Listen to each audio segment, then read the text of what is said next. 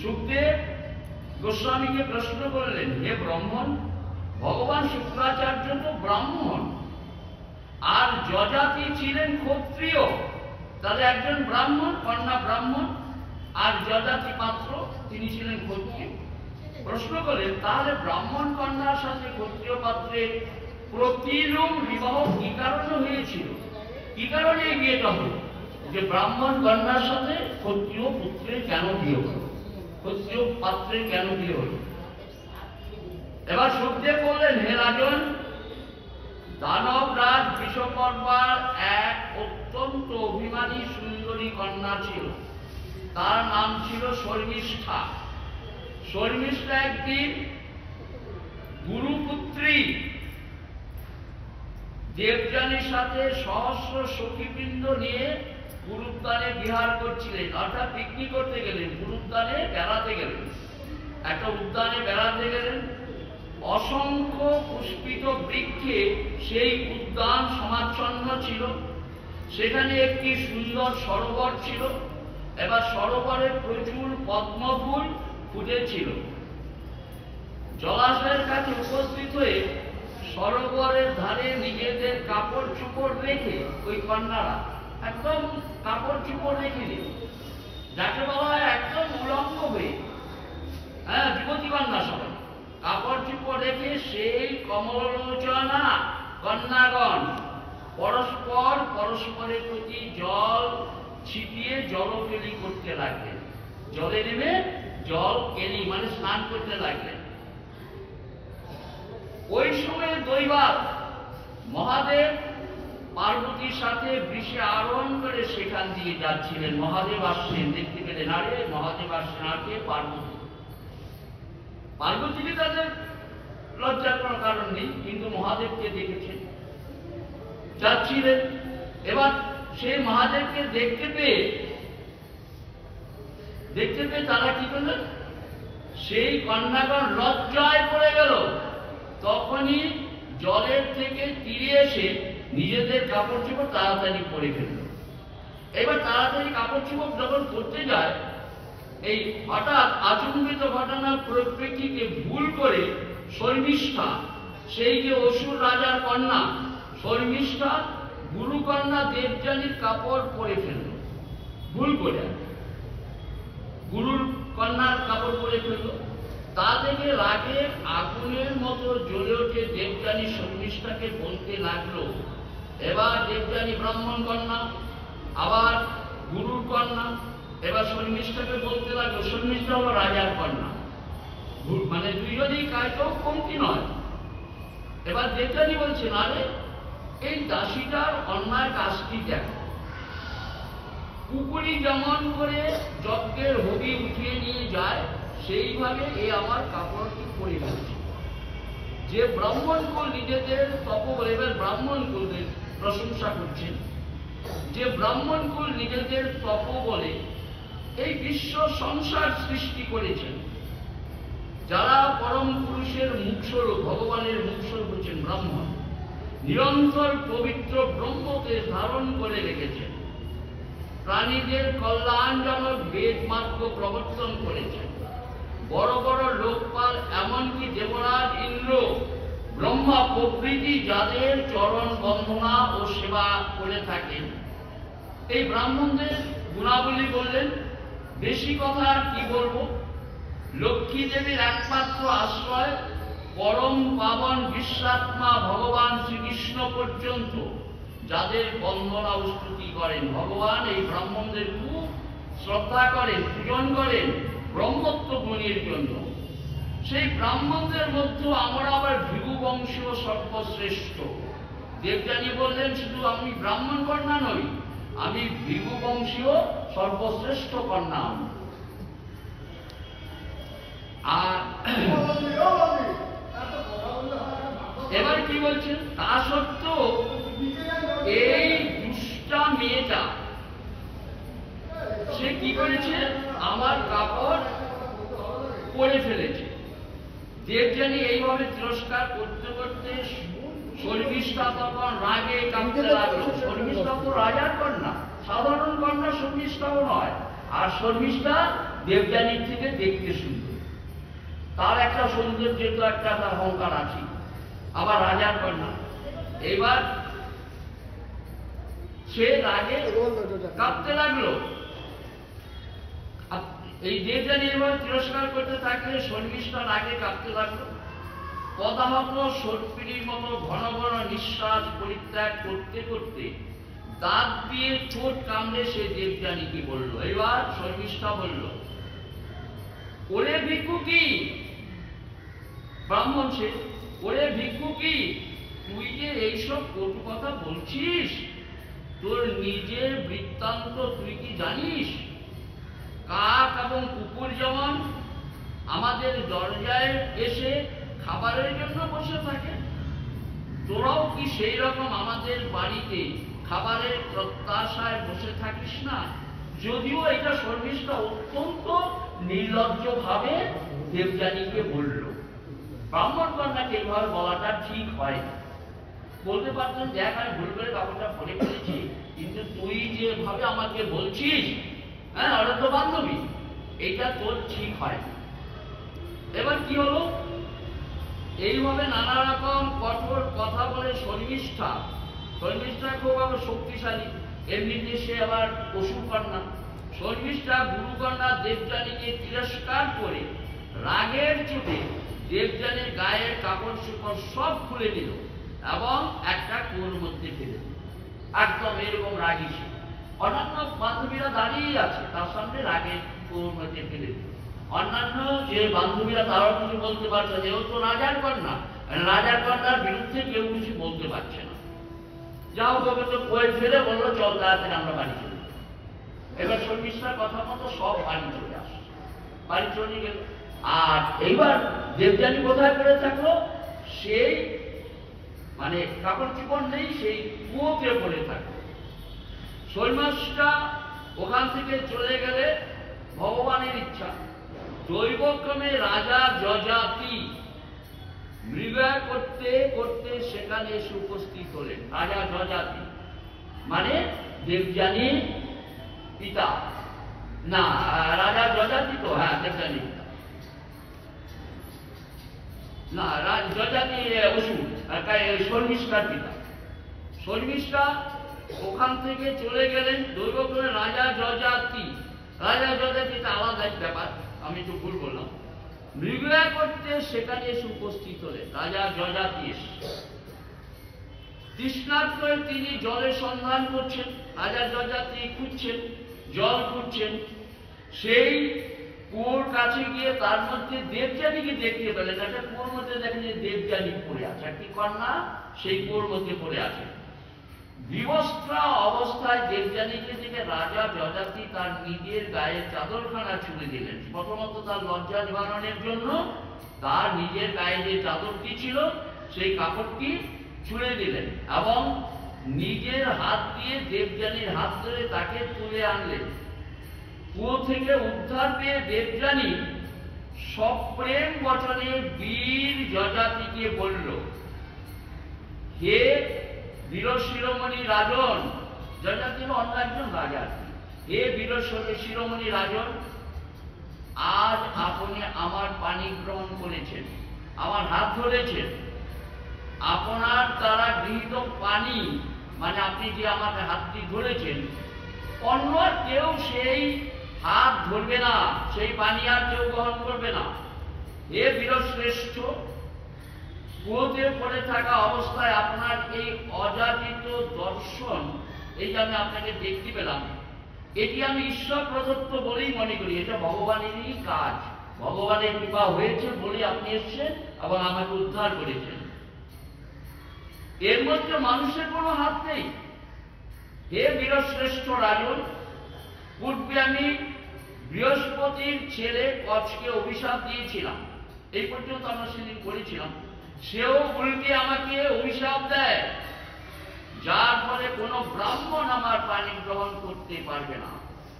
আমি কচকে বলেছিলাম যে তুমি যে মৃত সঞ্জীবিনী শিখে গেলে, তার আগে কচ এবং দেবযানীর মধ্যে মানে হৃদয় আদান প্রদান হয়েছে। এবার যাওয়ার সময় দেবযানী বলল, তুমি আমাকে বিবাহ করো, বিয়ে করে নিয়ে যাও। এখানে বৃহস্পতি ছেলে কচ, কচ কিন্তু সেইভাবে কখনো গুরু কন্যাকে ভালোবাসে, অর্থাৎ ওনার সাহায্য নিয়েছে কিন্তু কখনো হৃদয়টি দেয়।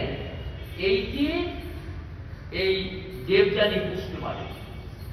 এবার যাওয়ার সময় যখন বলছে আমি আজকে চলে যাব, তখন বলছে তুমি আমাকে বিবাহ করো। বিবাহ করো বলে তার বিবাহ হয় না। তখন কচ বলল, আমি তোমাকে ভালোই বাসিনি, আমি তো তোমাকে আমার হৃদয় দেইনি, তো তুমি আমাকে কেন এই প্রস্তাব দিচ্ছ? তখন এই দেবযানী বললে যে তুমি যে আমার পিতার কাছ থেকে মৃত সঞ্জীবনী বিদ্যা শিখে গেলে, এই বিদ্যা তোমার কোনো কাজে লাগবে না। তুমি শিখাতে পারবে কিন্তু তুমি নিজে ব্যবহার করতে পারবে না, তুমি কাউকে প্রাণ দিতে পারবে না, কিন্তু তুমি শিখাতে পারবে এবং তাতে সে প্রাণ দিতে পারবে। এই অভিশাপ তখন দিল।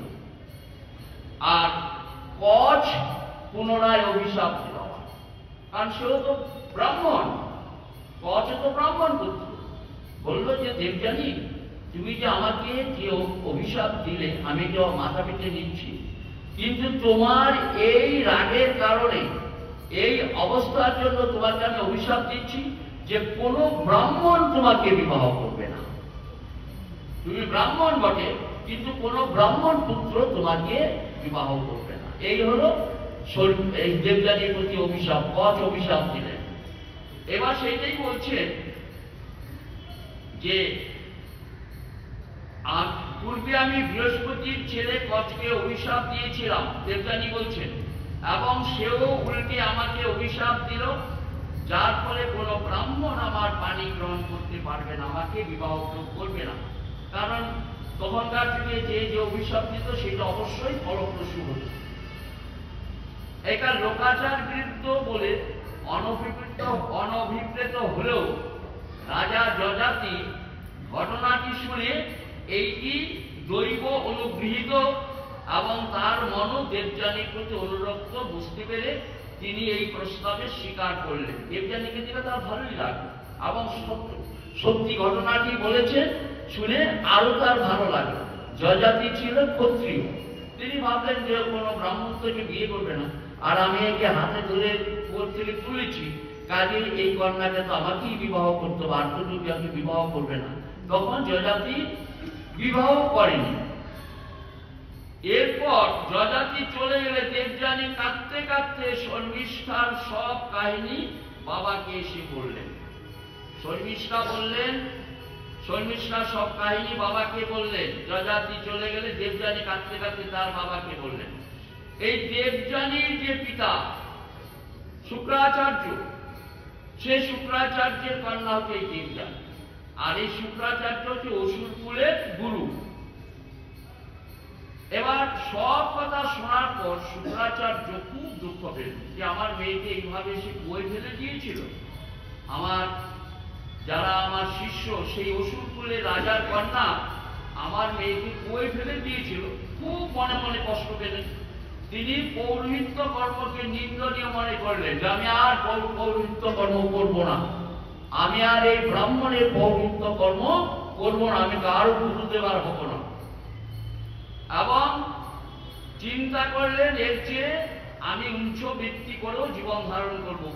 উঞ্চবৃত্তি মানে এই পুড়িয়া কাটিয়ে যেখানে যা পাওয়া যায় সেই ফসলাদি পুড়িয়েই আমি জীবন ধারণ করব, তবু আমি আর এই ব্রাহ্মণত্ব দিয়ে আমি আর পূর্ব পার্বণ করব না। এরপর তিনি মেয়ের হাত ধরে নগরের বাইরে বেরিয়ে গেলেন। সেই মানে শুক্রাচার্য বেরিয়ে গেলেন। এবার অসুরকুলের রাজা বিশ্বকর্মা, এই বিশ্বকর্মা হল শর্মিষ্ঠার পিতা, তা বিশ্বকর্মার কানে এই খবর পৌঁছালে তার মনে ভয় হলো যে গুরুদেব হয়তো এবার শত্রুদের জয়ী করাবেন। গুরুদেব এবার কি করবেন, চলে যাচ্ছে, এবার দেবতারা অসুরদের পরাজিত করে গুরু তোমাদের চলে যাচ্ছে শুক্রাচার্য, কাজেই গুরুদেব চলে গেলে আর আমরা পরাজিত হয়ে যাব। অথবা আমাকে অভিশাপ দেবেন, আমার গুরুদেব আমাকে অভিশাপও দিতে পারে। এই কথা বিশ্বকর্মা চিন্তন করলেন। অতএব তিনি তৎক্ষণাৎ গুরুদেবের পেছন পেছন ছুটলেন এবং পথের মধ্যে গুরুদেবের পায়ে মাথা রেখে তাকে প্রসন্ন করার চেষ্টা করলেন। গিয়ে ধরলেন গুরুদেবকে যে, হে গুরুদেব, আপনি যাবেন না, আমার কন্যা দোষ করেছে, আপনি যা বলবেন আমি তাই মেনে নেব। আপনি কিন্তু গুরুদেব আমার এই রাজ্য থেকে চলে যাবেন না, তাহলে আমি আবার আমার এই রাজত্ব হারাবো, দেবতারা আবার জয়লাভ করবে। ভগবান শুক্রাচার্যের ক্রোধ ক্ষণকাল মাত্র স্থায়ী হতো, তার রাগও যেমন তাড়াতাড়ি হতো, আবার রাগটা তাড়াতাড়ি চলে যেত। সেই শুক্রাচার্যের ক্রোধটি কি হলো, একটু দমন হলো, যে না, আমার শিষ্য এবং রাজা যেভাবে বলছে কাজে এ কথা শোনাই দরকার। সুতরাং তিনি বিশ্বকর্মাকে বললেন, সেই রাজনকে বললেন, অসুরকুলের যিনি রাজা বিশ্বকর্মা, হে রাজন, আমি আমার মেয়ে দেবযানীকে কখনো ত্যাগ করতে পারব না। সুতরাং এর যা ইচ্ছা তুমি তা পূরণ করো, আমার কন্যা যা চায় সেইটা তোমাকে পূরণ করতে হবে, তাহলে আমি আবার তোমার গুরু হয়ে তোমাকে রক্ষা করব। এই কথা বললেন শুক্রাচার্য। এবার তখন দেবযানী নিজের মনের অভিলাষ কথা ভিতরে ভিতরে রেখেছে।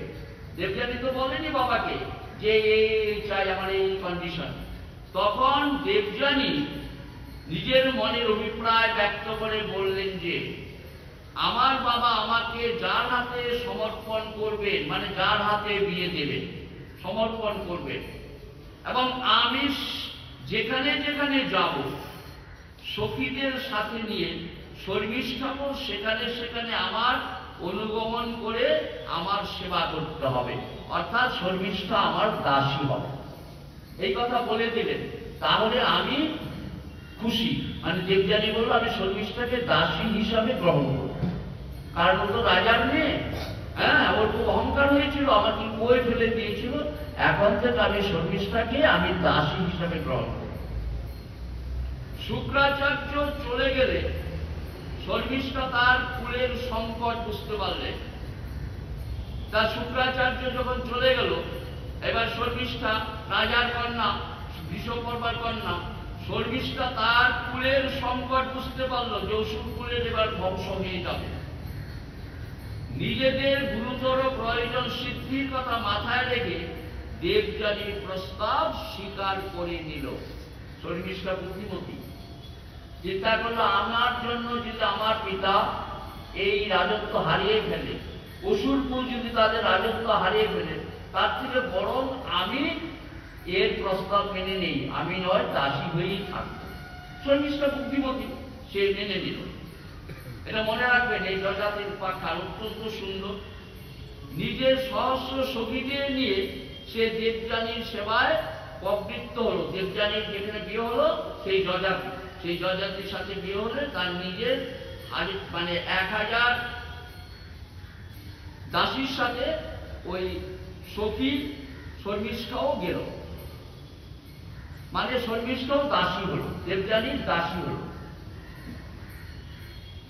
শুক্রাচার্য দেবযানীকে, এবার শুক্রাচার্য দেবযানীকে জজাতির সঙ্গে বিয়ে দিয়ে দিলেন।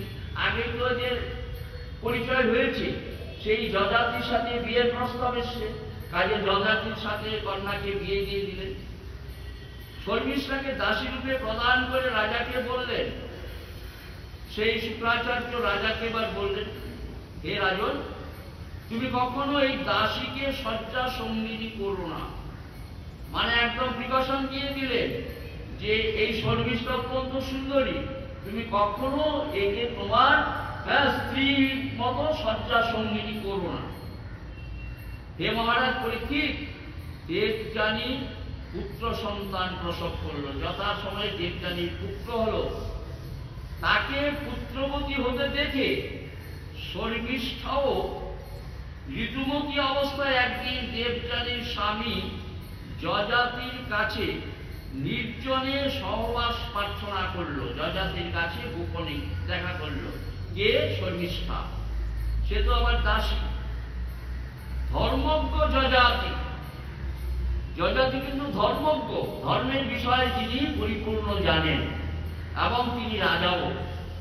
ধর্মজ্ঞ যজাতি শর্মিষ্ঠার প্রার্থনা ধর্মসঙ্গত বিবেচনা করলেন। তো তাই তো, এ যখন দাসী হয়ে এসছে, এই দাসী আর যাবে কোথায়? কেউ তো এই বিবাহ করবে না, আর আমারই দাসী। আর এ যে প্রার্থনা করছে, এই প্রার্থনাটা অসঙ্গত নয়। তা ধর্মসঙ্গত বিবেচনা করে শুক্রাচার্যের নির্দেশ মনে থাকা সত্ত্বেও, শুক্রাচার্য তো বলেছিলেন যে কিছুতেই তুমি কিন্তু শর্মিষ্ঠার সাথে মেলামেশা করবে না, এইটা মনে রেখেও মনে মনে ভাবলেন দৈবই এই ঘটনার কর্তা, ভগবানই যা করার করবে। হ্যাঁ, এখন তো শর্মিষ্ঠার সাথে আমি মিলিত হই, ভগবান যা করার করবে, এই হয়তো তার বুদ্ধি। এবং পারত্য অনুসারে সময়কালে যা হবার তা হবে, এই নিশ্চয় করে শর্মিষ্ঠার ঋতু রক্ষা করলেন, অর্থাৎ শর্মিষ্ঠার সাথে মিলিত হলেন। এবার দেবযানীর দুটি ছেলে হয়েছে, নাম হলো যদু আর পূর্বসু। আর বিশ্বকর্মার মেয়ে শর্মিষ্ঠার তিনটি ছেলে হল।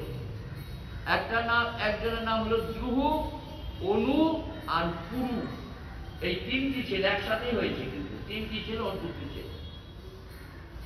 এবার নিজের স্বামীর দ্বারা শর্মিষ্ঠারও গর্ভ উৎপত্তি হয়েছে জানতে পেরে অভিমানিনী দেবযানী ক্রোধে আত্মবিস্মৃত হয়ে বাপের বাড়ি চলে গেল।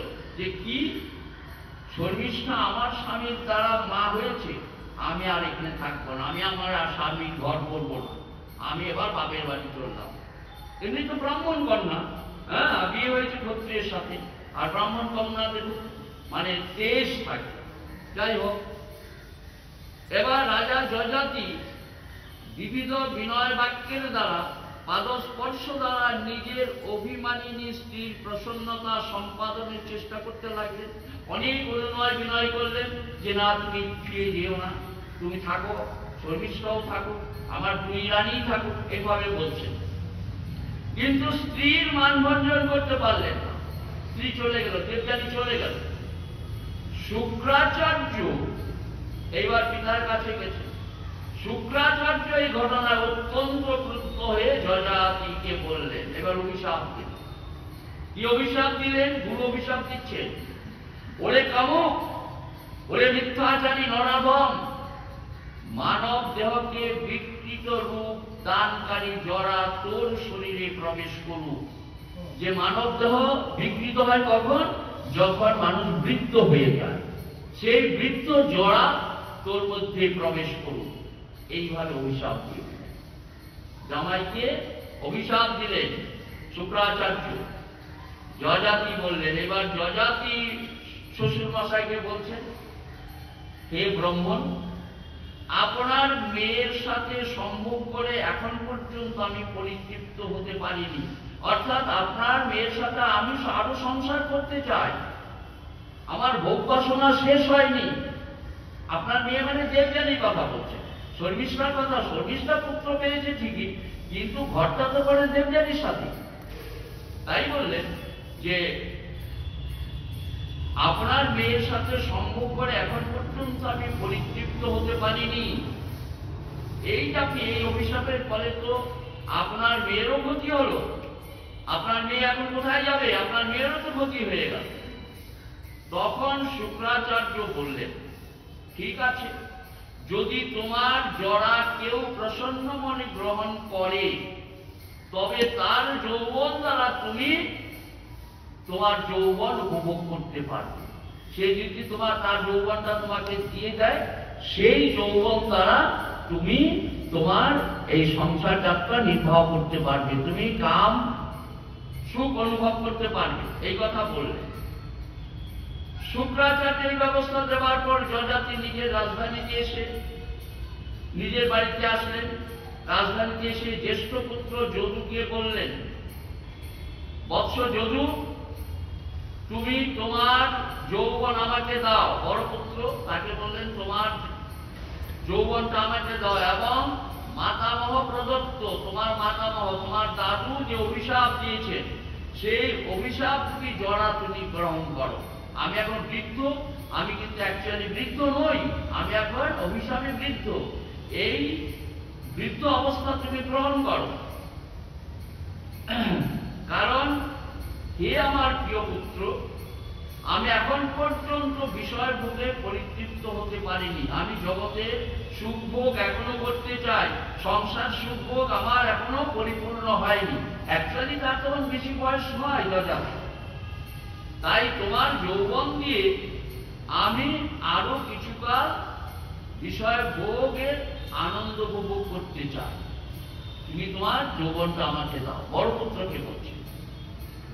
বড় পুত্র যৌন বললেন, হে পিত, অসময়ে যে জরা আপনি পেয়েছেন, এই সময় তো আপনার জরা হওয়ার কথা না, যে জরা আপনি পেয়েছেন সেই জরা নিয়ে আমি বেঁচে থাকতে ইচ্ছা করি না।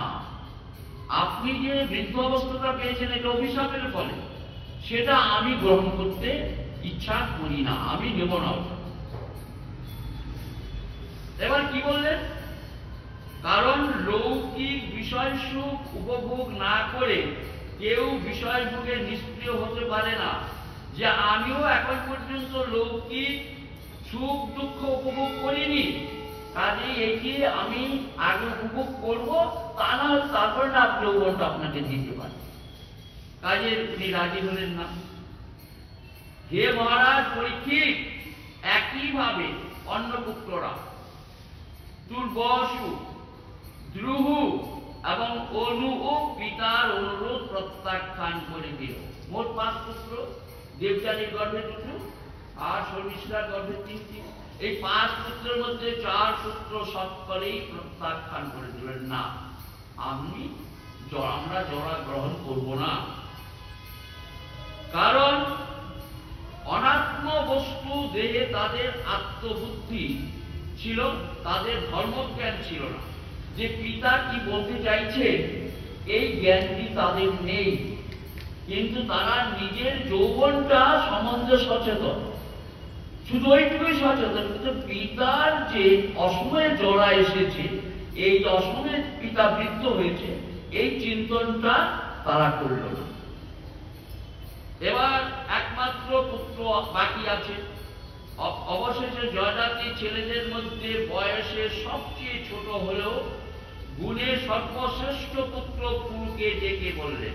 এবার পুরুকে ডাকছেন, হে বৎস, তুমি তোমার বড় ভাইদের মতো আমার বাক্যের অন্যথা করো না। সবাই কিন্তু পেয়ে গেছে, কেউ কিন্তু আমাকে দেয়নি। তুমি আমার শেষ সম্বল, তুমি আমাকে আমার কথাটা তুমি শোনো। পুরু এই কথাটা শুনেছে। এবার পুরু বললেন, পুরু হলেন হে মনুষ্যেন্দ্র, মানুষদের মধ্যে যিনি ইন্দ্র, মনুষ্যেন্দ্র, পিতার কৃপাই মানবের পরম পদ প্রাপ্তি হতে পারে। পিতা যদি কৃপা করে তাহলে ভগবানের পদ আমরা লাভ করতে পারি। বলে পিতার কৃপাই মানুষের পরম পদ প্রাপ্তি হতে পারে। প্রকৃতপক্ষে পুত্রের শরীর তো পিতারই দান। এই যে আমার যে শরীরটি, এটা তো আপনি আমাকে দান করেছেন। এই অবস্থায় এমন কে আছে যে সুযোগ পেয়েও পিতার উপকারের প্রতিদান না দিয়ে থাকতে পারে?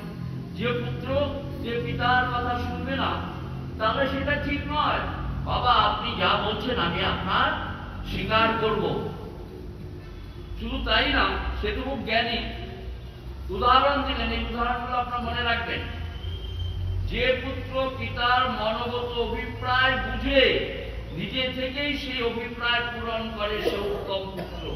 বাবা মুখে বলল না, বাবার ইশারাটাই যে বুঝে যায়, সেই পুত্র পিতার কথা শুনলে সে হচ্ছে উত্তম পুত্র।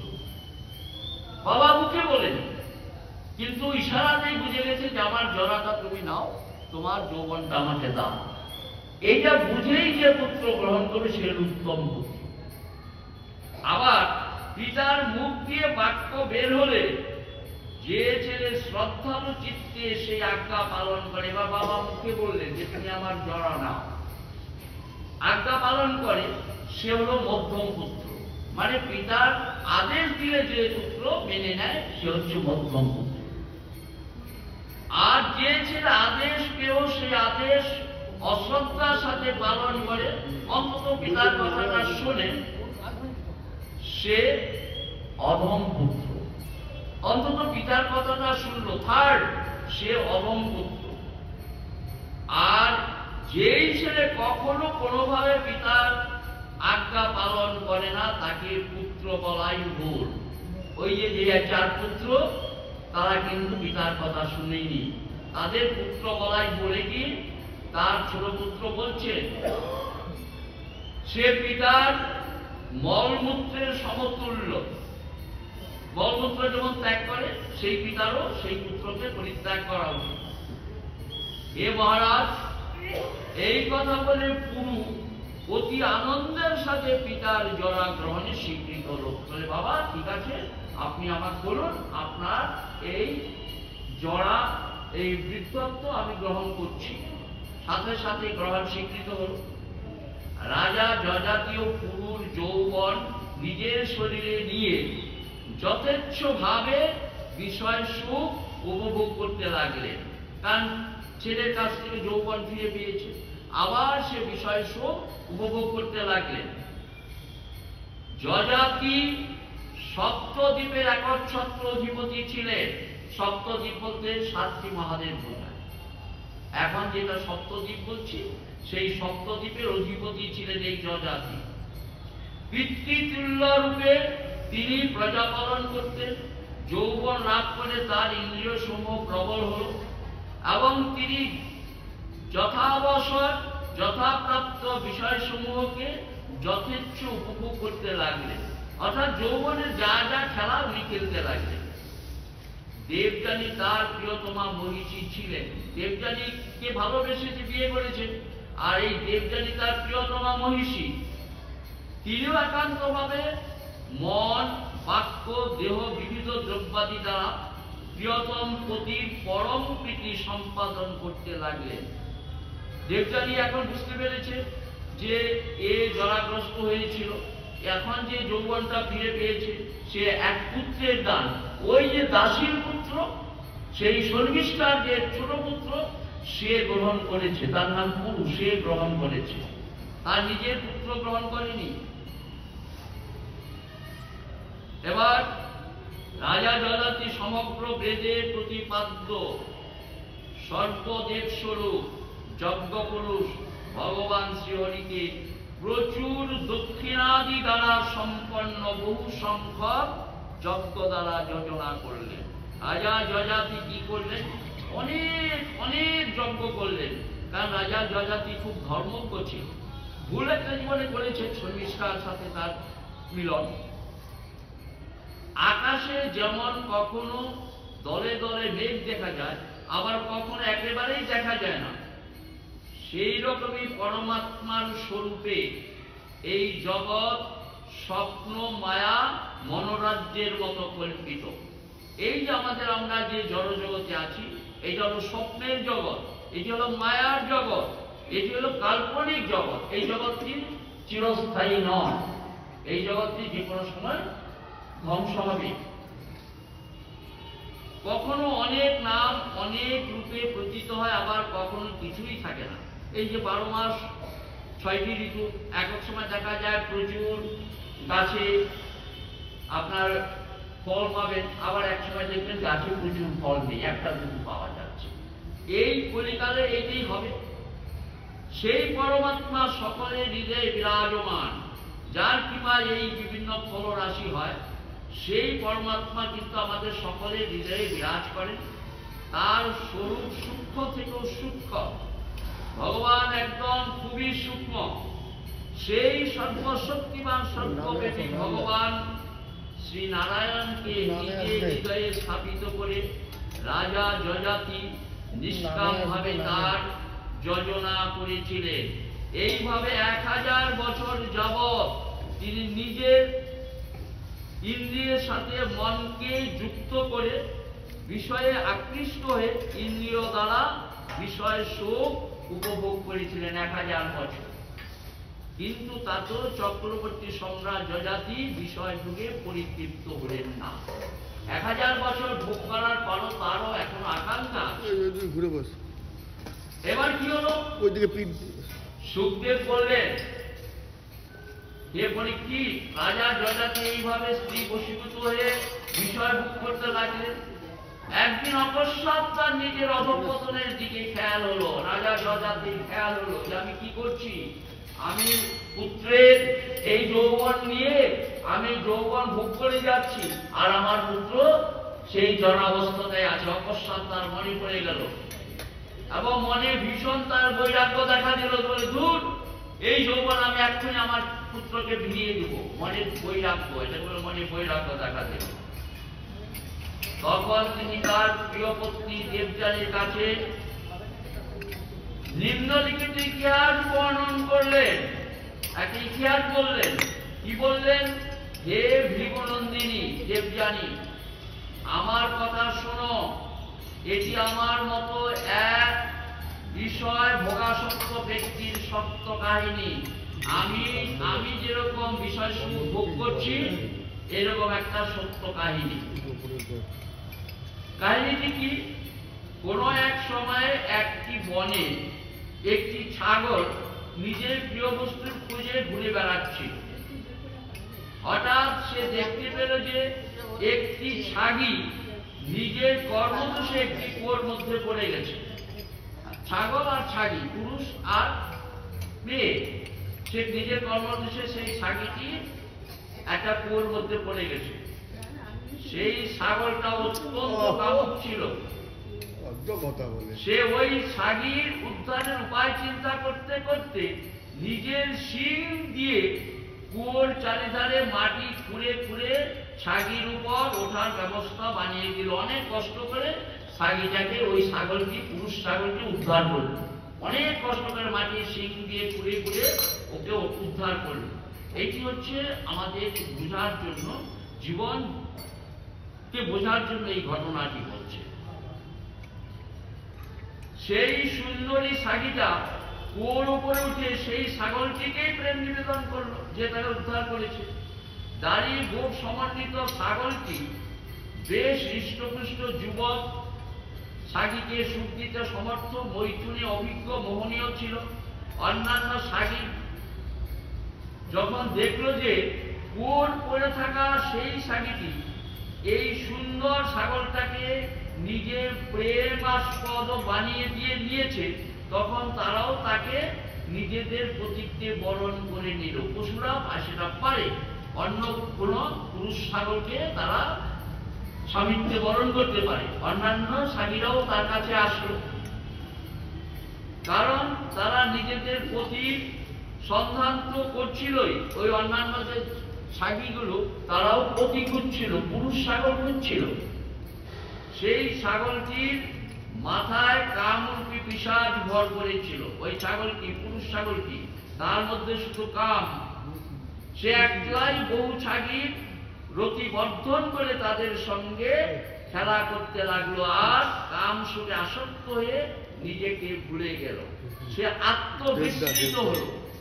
এই গল্পটি বললেন যে এই গল্পটা আমার, সেই যযাতি বলল, আমারও সেই ছাগির মতো অবস্থা, যে আমি ভুলে গেছি যে আমি কাম সুখে এখন কি করছি, আমার পুত্রের সমস্ত কিছু ভুলে আমি তার যৌবন দ্বারা মানে কাম অনুভব করছি। এবার বললেন, হে প্রিয়ে, পৃথিবীতে যত ধান, চাল, যব, সোনা দানা, পশু, রমণী ইত্যাদি ভোগ্য পদার্থ আছে, সেই সব কিছু একত্র করলেও কামমুগ্ধ পুরুষের তৃপ্তি সাধন করতে পারে না। এইটা হচ্ছে আমাদের সকলের জন্য। আপনার কামকে আপনাকেই আপনার বৈরাগ্য দ্বারা দমন করতে হবে। বলছে কি, পৃথিবীতে যত ধান, চাল, গম, যব, সোনা দানা, পশু, রমণী ইত্যাদি ভোগ্য পদার্থ আছে, এগুলো ভোগ্য পদার্থ, সেই সব কিছু একত্র করলো কামমুগ্ধ পুরুষের তৃপ্তি সাধন করতে পারে না, সে আরো চায়, আরো চায়, আরো চায়। কাম্য বস্তু সমূহের উপভোগের দ্বারা কখনো কাম অর্থাৎ বিষয়ভোগের তৃষ্ণা নিবৃত্ত হয় না, উপরন্তু ঘৃতাহুতির দ্বারা আগুন যেমন বেড়েই ওঠে, তেমনি উপভোগের দ্বারা কাম প্রবৃত্তি উত্তরোত্তর বেড়েই চলে। জয়গুরু। বাঞ্ছাকল্পতরুভ্যশ্চ কৃপা সিন্ধুভ্যৈব চ পতিতানাং পাবনেভ্যো শ্রী বৈষ্ণবেভ্যো নমো নমঃ। সমস্ত বৈষ্ণববৃন্দের চরণে আমার শত সহস্র আগামী দিন এই বাকি অংশটুকু করে নেব।